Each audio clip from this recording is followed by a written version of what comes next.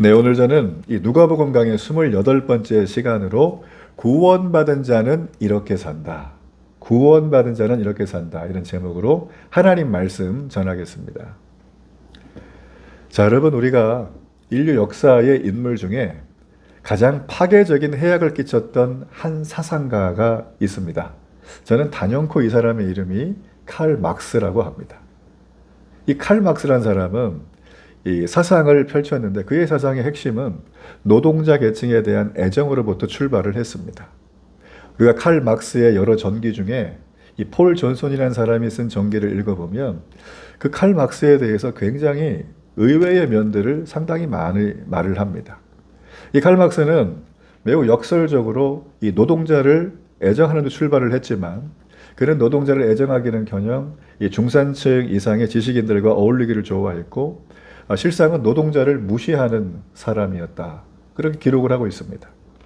그는 자신의 생애를 통해서 진실한 노동자와 한 명의 친구조차도 얻지 못하는 그런 안타까운 삶을 살았고 그의 가족과 그의 지인 주변과는 늘 다툼이 끊이지 않았던 그런 인생을 살았습니다.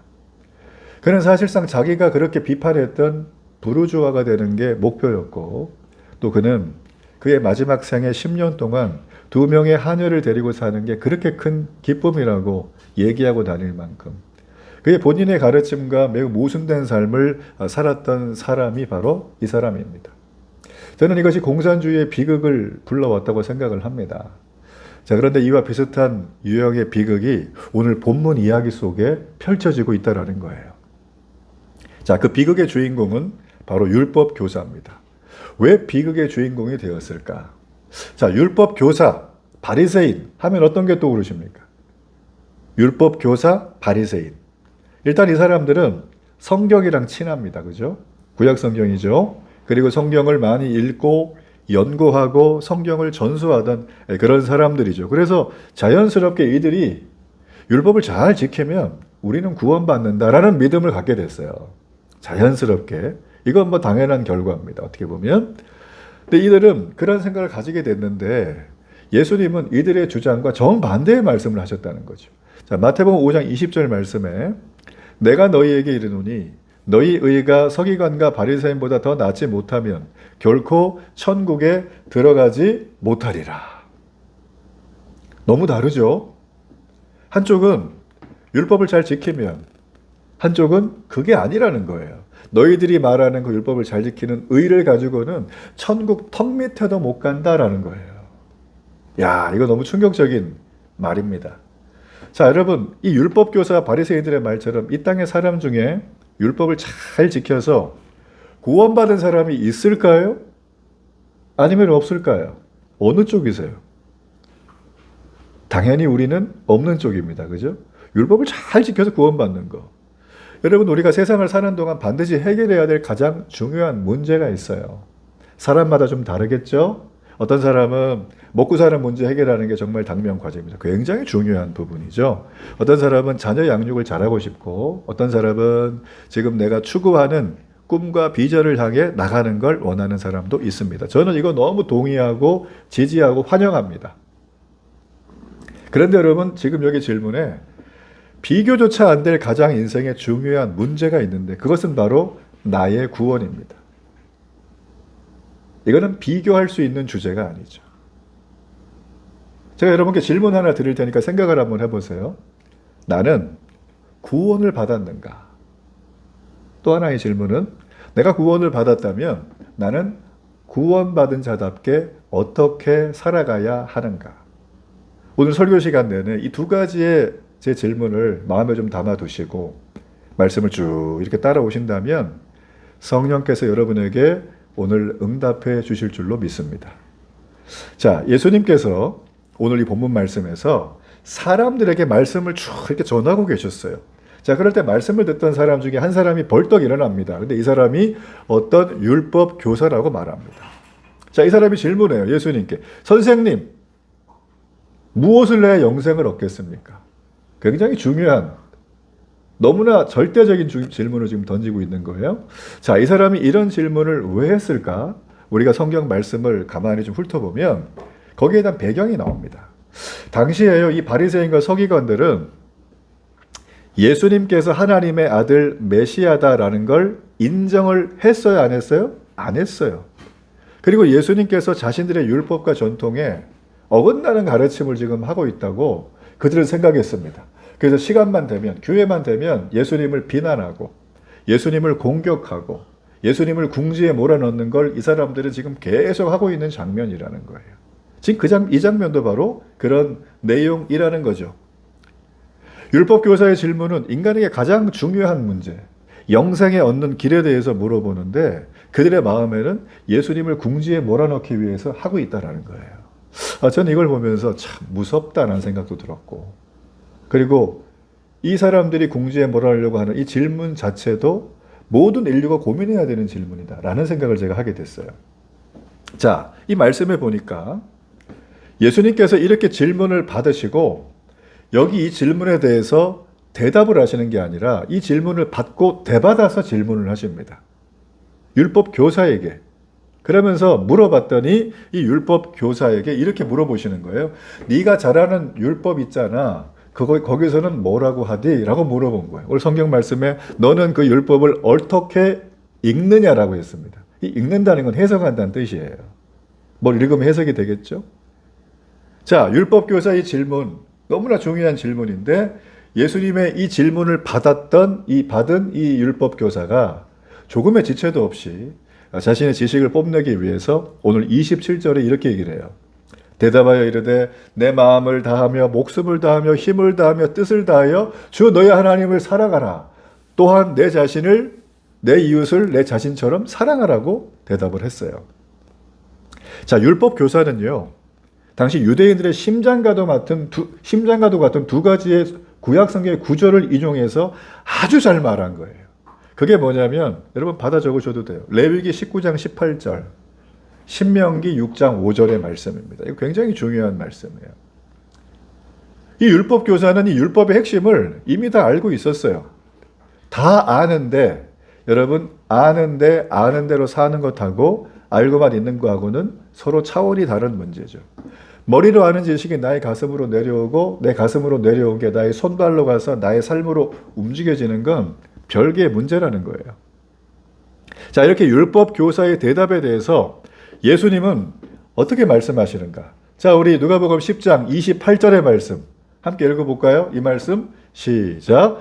예수께서 이르시되 내 대답이 옳도다. 이를 행하라. 그러면 살리라 하시니 라고 되어 있어요. 아주 심플하게 대답하십니다. 내 대답이 옳대요. 이를 행하면 산다 그랬어요. 예. 예수님은 지금 쭉 이렇게 얘기를 하면서 가만히 보면 당연한 얘기인데 아니 영생을 얻는 길이 율법을 지켜서는 되는 게 아니라고 했는데 지금 이게 가만히 보면 율법을 행해야 구원을 받을 것이다 이렇게 말씀하신 것 같아요. 아니 그럼 이게 지금 예수님 그동안 했던 말씀하고 충돌이 되는 겁니까? 우리는 이 예수님의 말씀에 대해서 어떻게 받아들여야 될까요? 여러분 이 부분에 대해서 많은 분들이 고민을 해요. 예수님이 믿으면 구원받는데 아니야 율법을 행해야 구원받는데 이걸 가지고 충돌한다는 거예요. 사람들이 많이 충돌하시죠? 제가 상담을 해보면 신앙이 있는 분들은 항상 이걸로 충돌을 합니다.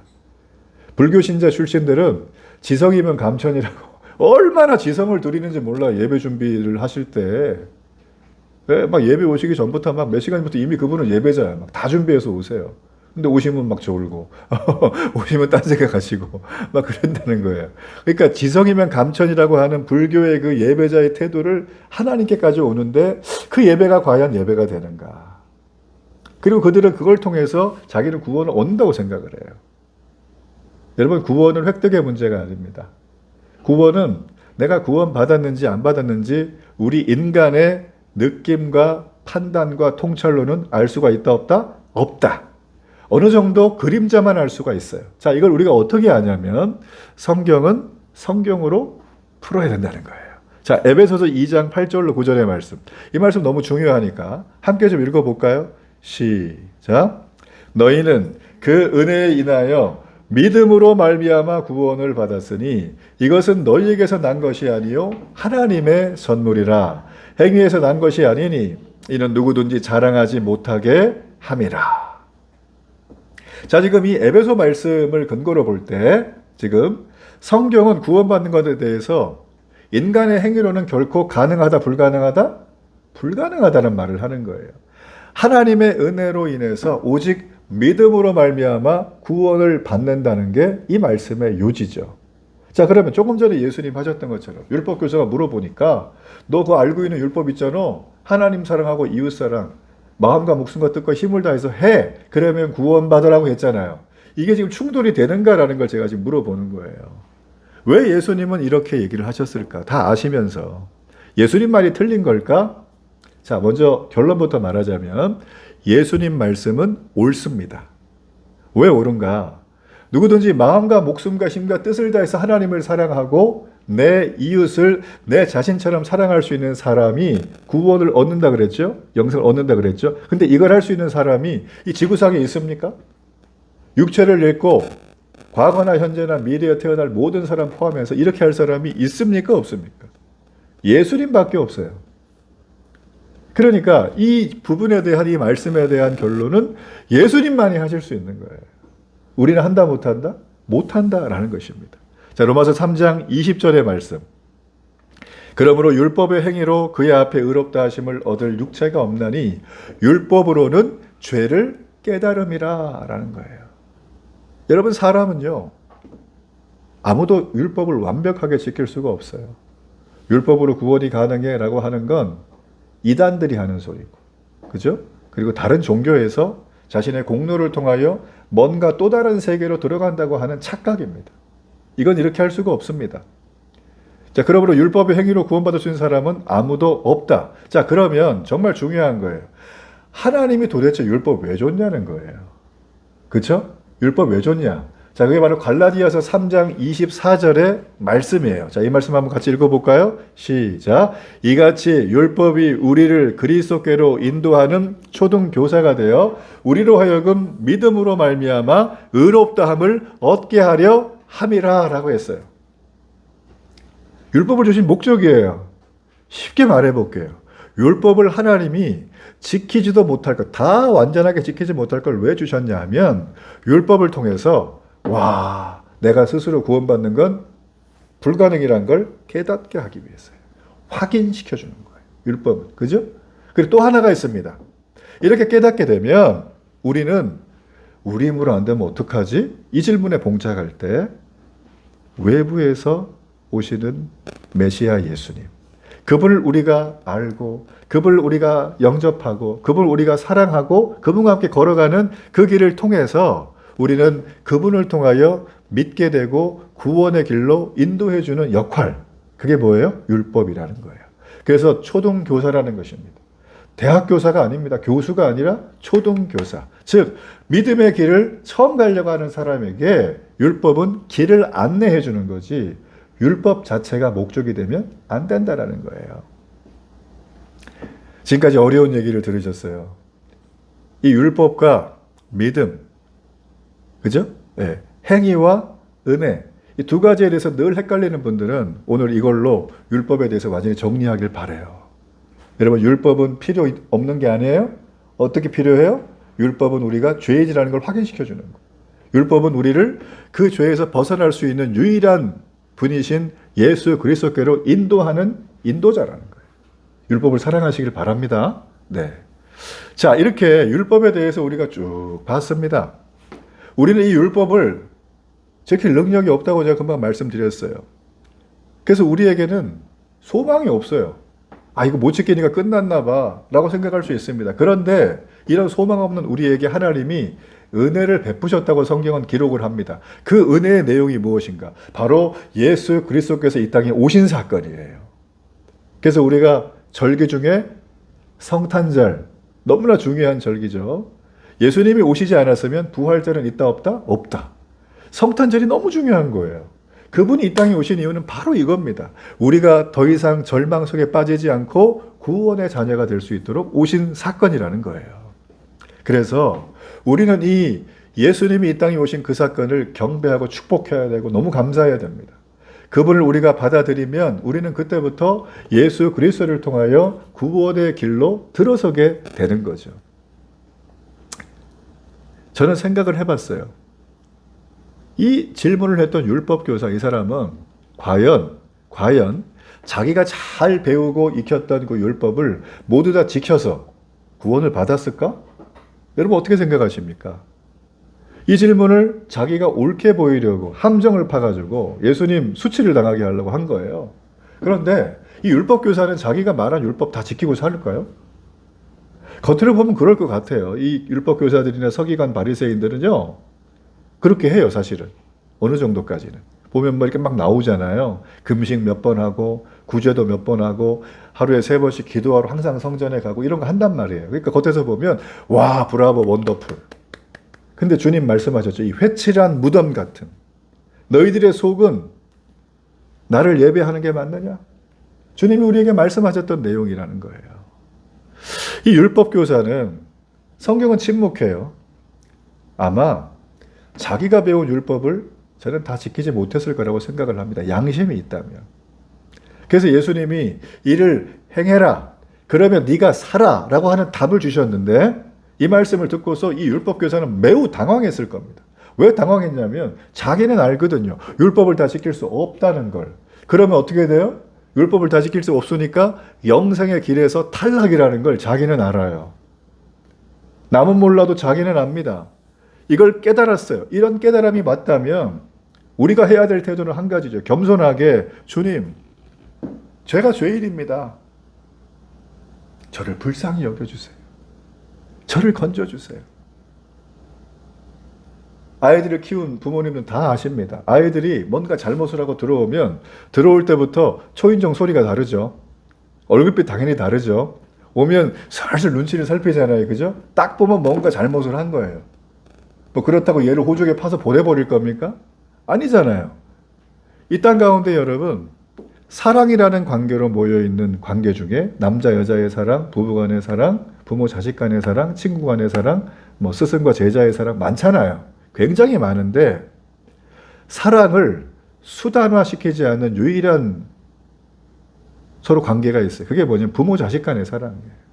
아니 어떤 부모가 애 하나 놓은 다음에 그래 너는 하버드 갈 애야. 너는 예일대는 가야지. 박사 된 다음에 내가 나중에 퇴직하고 노후가 됐을 때 월 300씩 입금해라.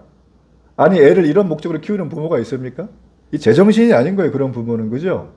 세상에서는 모두 사랑 때문에 울고 힘들어하는 이유는 사랑을 목적이 돼야 되는데 수단이 되는 거예요. 그렇잖아요?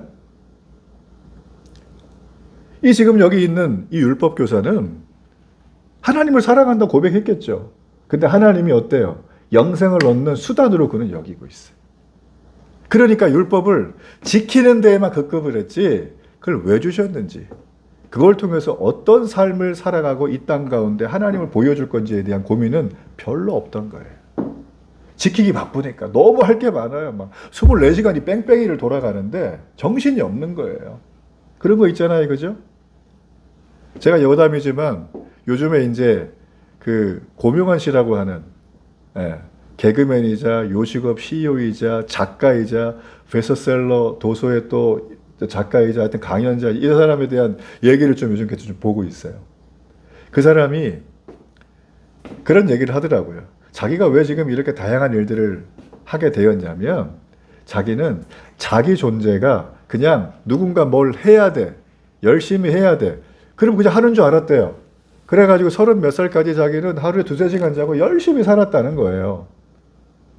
진짜 막 아주 그냥 막 밤무대 4개 뛰고 낮에는 직장 다니고 당시에 회사도 다녔대요. 회사도 다니고 방송국도 다니고 그러니까 잠도 못 자고 개그맨 박명숙 씨와 함께 그렇게 다녔다는 거예요. 그러다가 이 사람이 30 초반에 큰 교통사고가 나가지고 이틀밖에 못 삽니다. 이런 진단을 받은 거예요. 그러고선 의사가 유언을 하래요. 당신이 유언을 할 정도의 힘이 있으면 내가 당신 상태가 어떤지를 설명해주고 치료 방법은 없다. 당신은 죽을 거다. 이랬다는 거죠. 근데 이 사람이 기적적으로 살아났어요. 근데 유언을 하려고 하니까 그 사람이 하는 말이 저기 집에 저쪽에 있는 뭐 서울의 아파트 2채는 누구 주시고 재산은 누구 이런 게 생각이 났을까 안 났을까? 한 개도 안 나고 나는 왜 지금까지 내 인생을 제대로 못 살았지? 왜 열심히만 살았지? 방향도 없이? 이게 딱 떠오른 거예요. 그래가지고 그 사람이 깨어나고 일반 병실로 내려간 다음에 막 친구들이 막 이렇게 전화해서 온다 그러잖아요. 그러면 그랬대요. 뭐 사다 줄까? 그러니까 이 사람이 하는 말이 야, 책을 좀 사다 줘라. 책. 그 사람 놀래가지고 무슨 책 그랬더니 너도 나도 알만한 책을 사와라. 그랬더니 뭐 데미안이라든지 뭐 여러 가지 손자병법 이런 책들을 막 준 거예요. 이 사람한테. 자, 제가 지금 이 얘기를 왜 드리고 있습니까? 이 고명환이라는 사람은 그 전까지 자기는 열심히 살면 되는 줄 아는 거예요. 방향 없이. 남들 다 열심히 사니까 난 더 열심히 살아. 그러면 좋은 결과 올 줄 알았대. 근데 사업 4번 망하고 몸 망가지고 인생에 의미가 없고 이렇게 살았던 거죠. 여러분 정말 중요한 게 있어요. 여기 나와 있는 이 율법 교사는 정직하게 고백을 해야 돼요. 나 율법 많이 알긴 알아요. 정말 많이 알겠죠. 근데 이 사람 어떻습니까? 율법을 지키니라고 열심히 사니라고 율법 지키는 데만 막아도 시간을 쓰고 열심히 살다 보니까 정작 율법의 원래 의미 하나님 사랑, 이웃 사랑을 실천을 한다 못한다? 못한다. 하더라도 껍데기만 하는 거예요. 이게 우리의 모습 아니겠어요? 오늘 지금 그 얘기를 하는 거예요. 그래서 누가복음 10장 29절에 그 사람이 자기를 옳게 보이려고 예수께 여짜오되 그러면 내 이웃이 누구니까 이런 말을 해요. 자, 이런 얘기를 왜 하냐? 자기가 그렇게 죄인이고 헤어나올 수 없는 사람이고 절망의 사람이라면 주님 저 좀 도와주세요 제발. 도와주세요 하면 딱 될 것을 그 사람이 또 자존심이 그걸 또 안 해.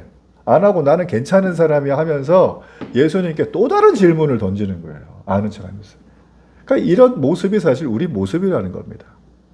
여러분 이 질문에는 내 이웃이 누구입니까? 이 율법학자의 질문에는 예수님의 명령이 내 이웃을 사랑하라. 이걸 교묘하게 파헤치면서 지나가는 질문이잖아요. 예수님이 이 부분에 대해서 아주 유명한 비유 이야기 하나를 들면서 이 사람을 깨우쳐 주려고 얘기하는 장면.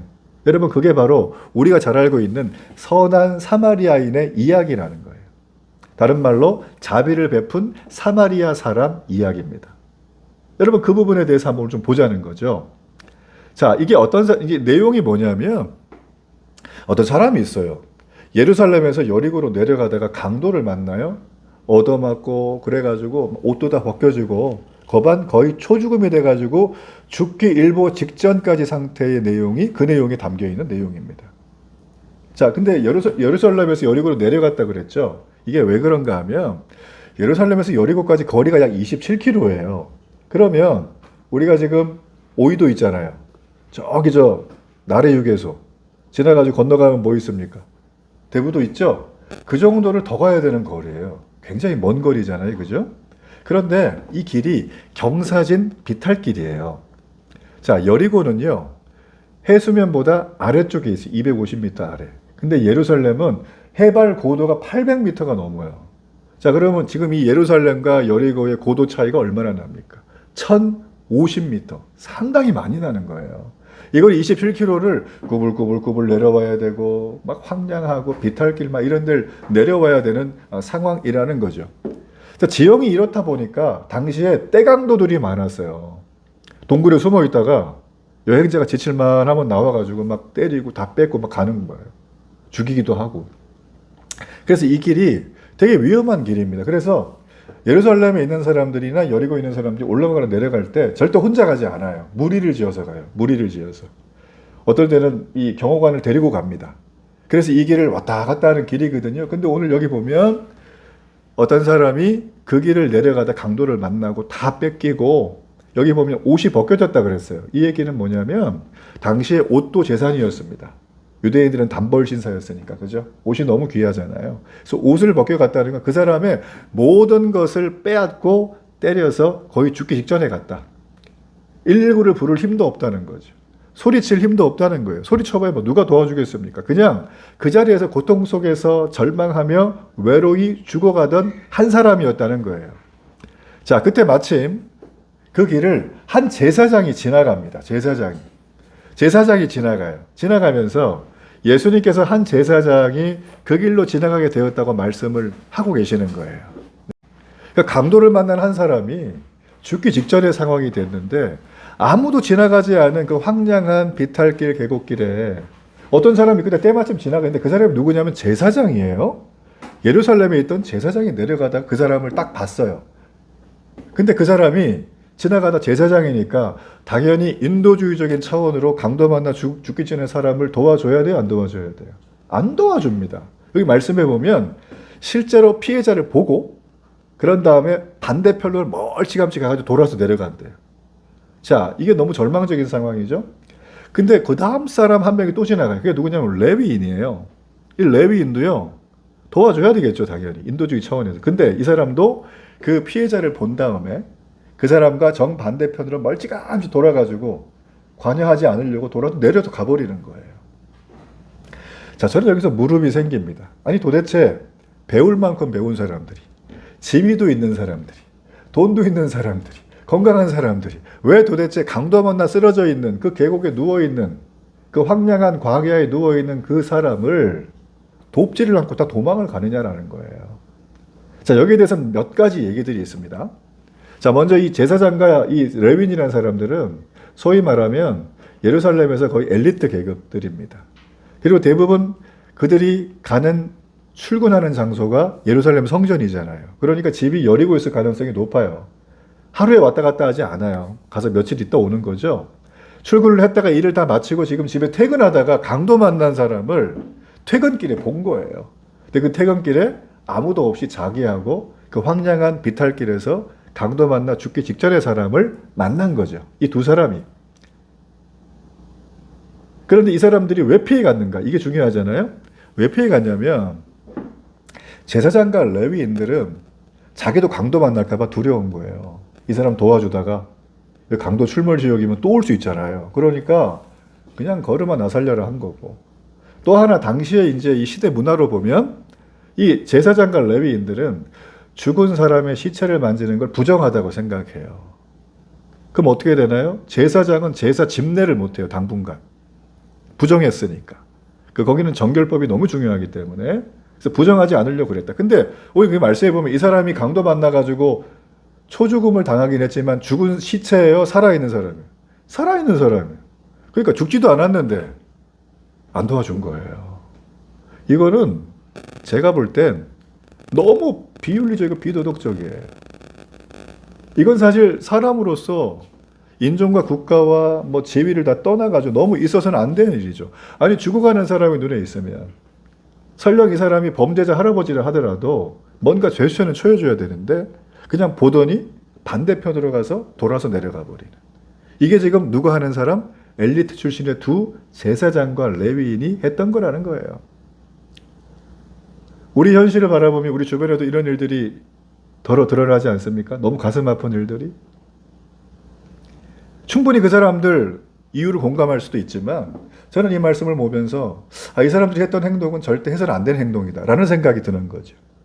자, 그런데 예수님이 지금 이 말씀을, 이 이야기를 하면서 이제 그럼 이 사람을 누가 도와주나? 강도 만난 이웃을. 그랬을 때 예수님이 한 사람을 등장시키세요. 근데 그 사람은 모든 사람의 기대를 깨버린 사람, 충격적인 사람이 등장해요. 사람들은 이 강도 만난 사람을 도와주기 위해서 어떤 선량한 유대인이 가가지고 도와줘서 이렇게 할 줄 기대를 했는데 갑자기 출연한 분이 누구냐면 사마리아 사람이에요. 이 사마리아 사람이 지나가다가 이 사람을 봐요, 피해자를. 그리고 너무 불쌍히 여기기 시작을 해요. 찾아가가지고 그 사람을 상처를 다 씻어주고 기름을 부어서 이게 싸매주고 포도주로 이렇게 입을 죽여주고 하는 건 당시에 이게 치료책이거든요. 그리고 뭐 그 사람이 길을 가다가 만났으니 뭐 붕대가 어디 있겠어요. 아마 자기 옷을 찢었을 거예요. 그래가지고 붕대를 막 해주고 보면 자기 나귀에 태웠다 그랬는데 요즘 말로 하면 자기 차에 태워가지고 주막으로 데려가요. 요즘 말은 병원이죠. 데려가서 거기서 치료를 또 막 해요. 밤새 돌봐주는 거예요. 말씀해 보면 이튿날 이런 얘기 보면 밤새 돌봐주는 겁니다. 그리고 다음 날이 됐어요. 이 사람이 어떻게 얘기를 하냐면 그 주막, 우리는 말하면 이제 뭐 여인숙이겠죠. 예. 그 주인한테 내가 지금까지 한 거 비용 다 낼게. 그리고 내가 데나리온 2를 줄 테니까 비용이 더 들면 내가 갔다가 일 보고 돌아올 때 더 얘기하라. 돈 더 주겠다 그랬습니다. 자, 그러면 데나리온 둘이 화폐인데 당시에 이게 어느 정도 화폐에 무게가 있었는지 한번 봐야 되겠죠? 이 데나리온 둘은요, 당시에요, 이 여관방, 여인숙 하루 비용이 16분의 1 데나리온이에요. 그러면 데나리온 둘을 줬으면 약 한 달 정도의 숙박비를 준 겁니다. 지금 이 사람이, 이 사마리아 사람이 지금 강도 만나가지고 죽기 직전에 사람을 처음 만났어요. 길 가다가. 근데 그 사람한테 엄청난 약 한 달치의 숙박비를 제공했다고 생각을 한번 해보세요. 그뿐만 아니라 강도 만나서 이 사람은 빈털터리가 돼 죽어가던 사람이었어요. 그것도 하룻밤 같이 지내면서 극진히 돌봐주고 더 나가서는 비용을 자기가 다 낼 테니까 내가 잠깐 없는 동안 이 사람 좀 치료해 주라고까지 얘기를 해주는 거예요.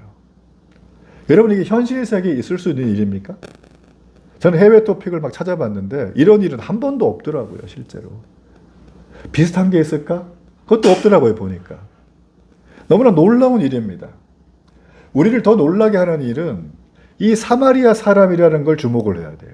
이 사마리아 사람은요, 북쪽에 살아요. 예루살렘은 남쪽이에요. 우리가 말하는 북한과 남쪽인데, 이 북쪽에 있는 사마리아 사람들은 남쪽의 유대인들이 그냥 소위 말하면 멸시하고 천대하던 그런 사람들이었어요.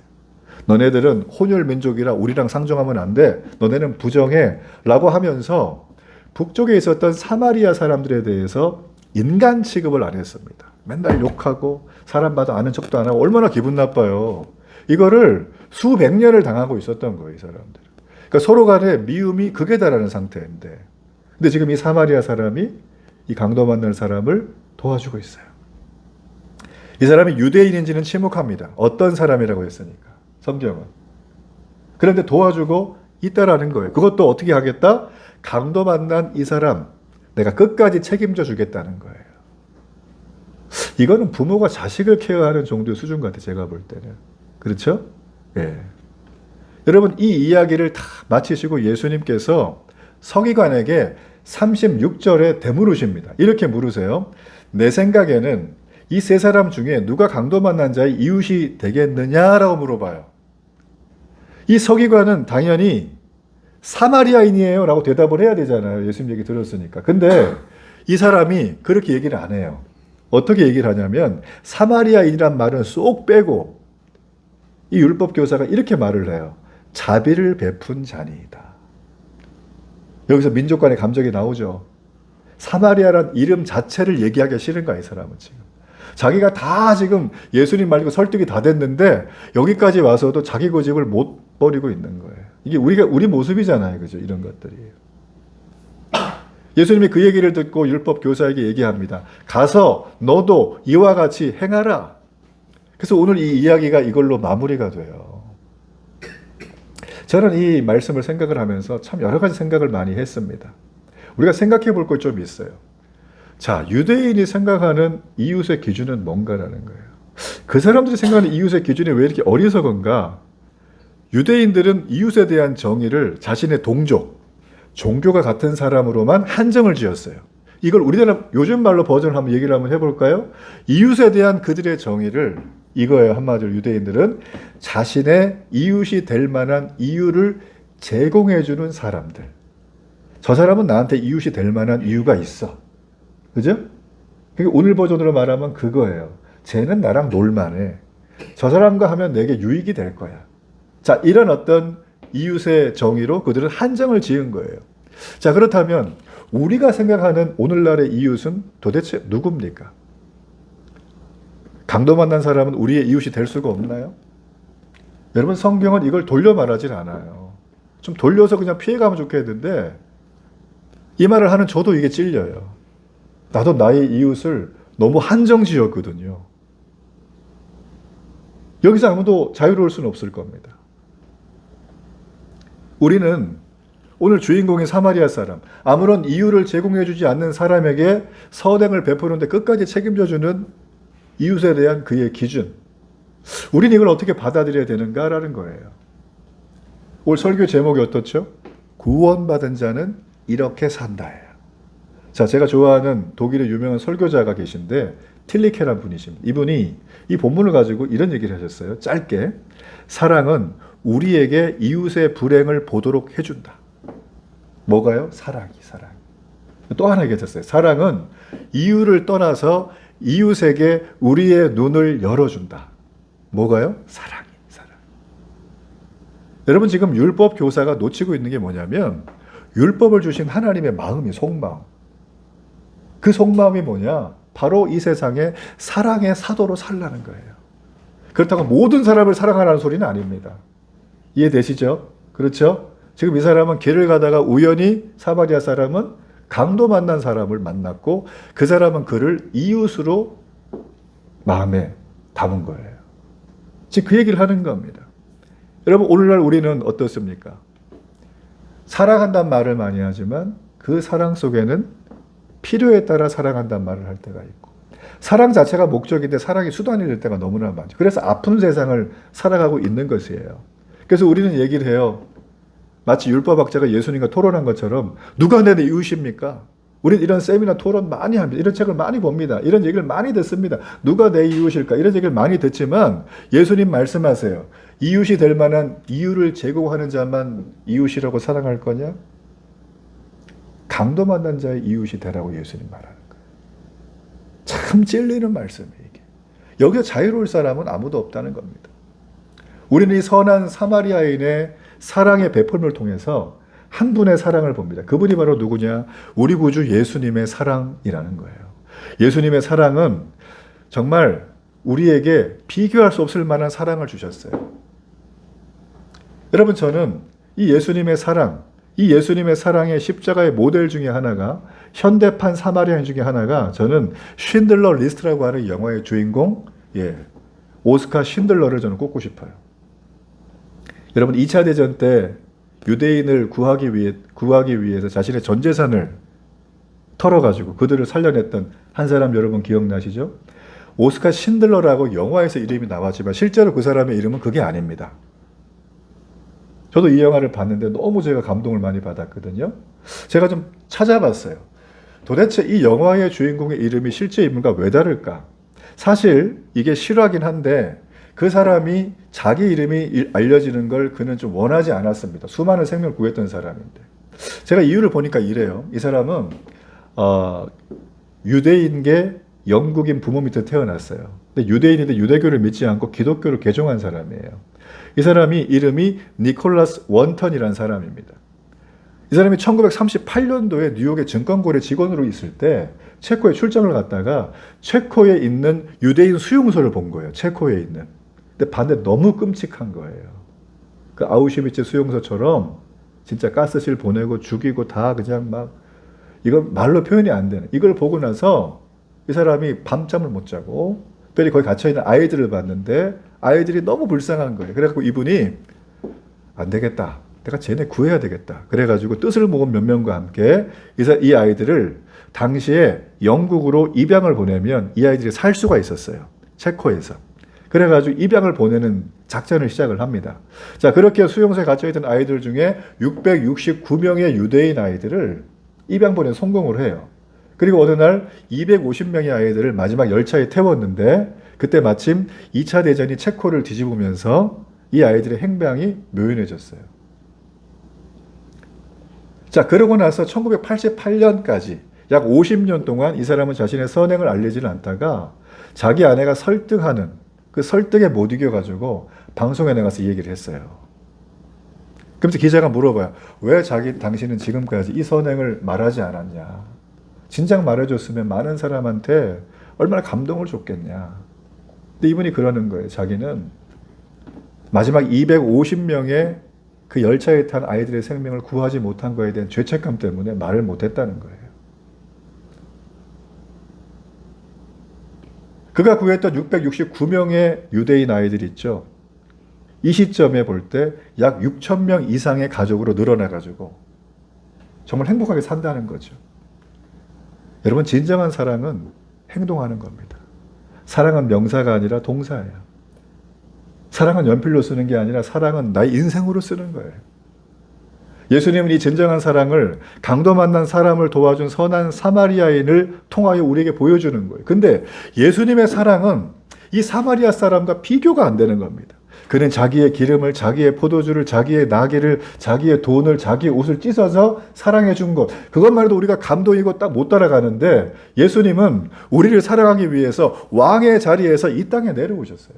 왕관을 벗고 지위를 내려놓으시고 내가 왕이지만 평범한 우리와 같이 삶을 살아가셨던 분 예수님. 그리고 심지어 이분은 우리 때문에 십자가에 죽으셨어요. 죽으신 것뿐만 아니라 우리 때문에 이 모든 고초를 다 당하셨어요.